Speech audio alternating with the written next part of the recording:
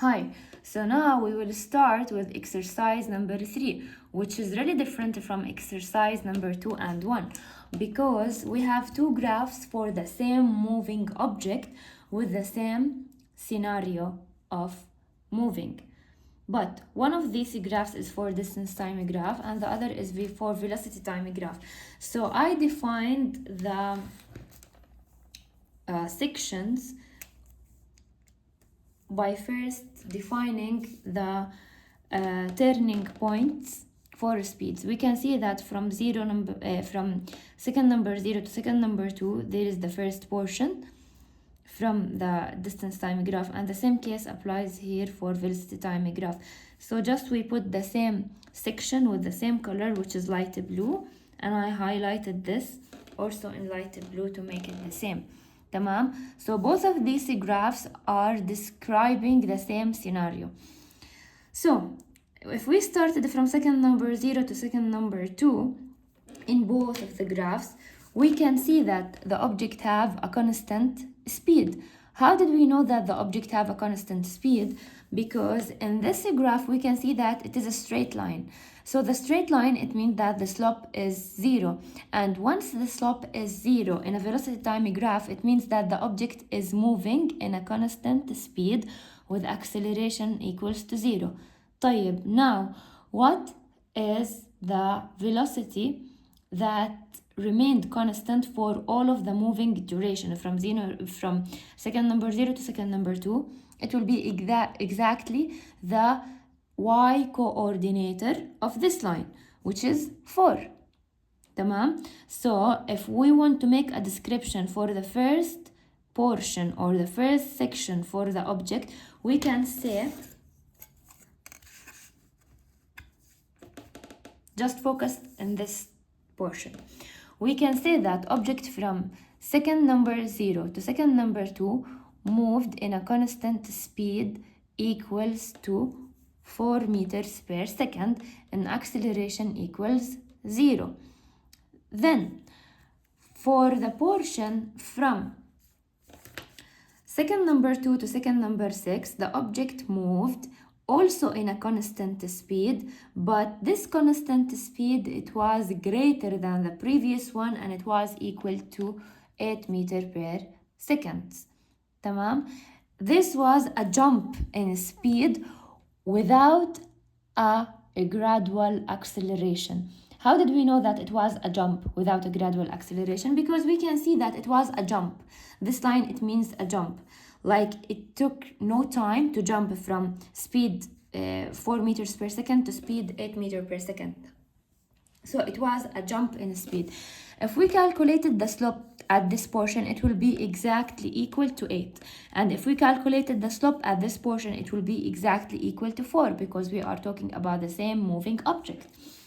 If we move to this portion, which is from second number 6 to second number 10, we can see that the object also made a jump in his speed or his velocity, and the speed, it was equals to 12 meters per second. And we can see that this slope of this line is slightly more than the slope of this line, and this line slope is slightly more than this. Why? Because if we calculated the slope here, it will be equals to 4. If we calculated the slope here, it will be equal to 8. If we calculated the slope here, it will be equal to 12. And for the last portion of the movement, which is from second number 10 to second number 14, and here again from second number 10 to second number 14, we can see that the object is moving in a constant speed that is equal to 6 meters per second, and we can see that the slope here is slightly less than the slope here and the slope here, so it became more like a straight line. The line is became more like a straight line, like a horizontal line. So if the line is moving more in a horizontal way, it means that the slope is less, so the speed is less. So also the object moving from this portion or this section to this section, we can see that the object made a gradual speeding down. It was not a gradual speeding down, it was like a jump we can see that it's a jump or a drop without gradually moving. So we can see that the acceleration is 0. How did we know that the acceleration or the deceleration is 0? Because directly we can see that for this portion it was a direct line, no gradual line. The same case applies here, the same case applies here. So if we calculated the acceleration at any section at this point, we will have 0. Why will we have 0? Because all of the lines we have here, they are horizontal lines, and the slope of horizontal line is equals to 0. While the horizontal in the distance time graph is equal to the speed or equals to the velocity. So here we can see that there is a velocity. Another question, if we have a straight line in this graph, it means that the object is not moving. While if we have a straight line in this graph, it means that the object is moving, but in a constant speed, which is equals to the y coordinate of this line. For example, here the object is moving in a constant speed that is equal to 4 meters per second. In this portion, the object is moving in a constant speed which is equal to 8 meters per second. In this portion, we can say that the object is moving with a constant speed which is equal to 12 meters per second.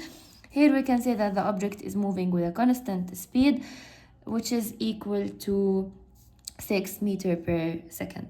By this, we studied the graph. Now let's answer the two of the questions. Okay, write down the coordinates of all labeled above for the two graphs. We already did this. Just I will make it more obvious for you, especially for these critical points, which is 2, 7 or 2, 8. This actually, it could be 2, 7, 2, 8.